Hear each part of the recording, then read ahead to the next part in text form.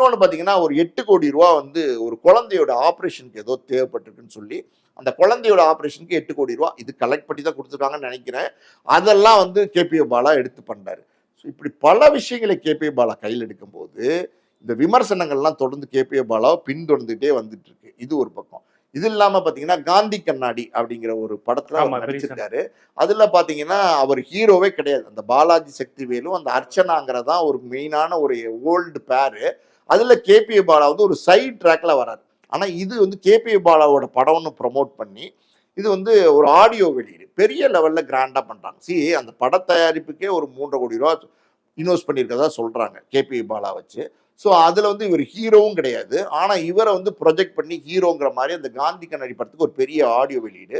அங்கே பார்த்தீங்கன்னா சீமான்லேருந்து விஜய் சேதுபதியிலேருந்து இன்னும் முக்கியமான பிரபலங்கள்லாம் வந்திருக்காங்க. பெரிய ஒரு ஸ்டேடியத்தில் அது நடத்துகிறாங்க. ஸோ அந்த ஸ்டேடியத்தில் உள்ள ஆங்கர் பண்ணும்போது அந்த பொண்ணு கூட கேட்குறாங்க, எப்போ நீங்கள் மருத்துவமனை திறக்க போறீங்கன்னா, மருத்துவமனை திறக்கிறதெல்லாம் சாதாரணமான விஷயமா, நான் பண்ணிட்டு இருக்கேன் கூடிய சீக்கிரம் அப்படிங்கிற மாதிரி ஒரு பதில் சொல்றாரு.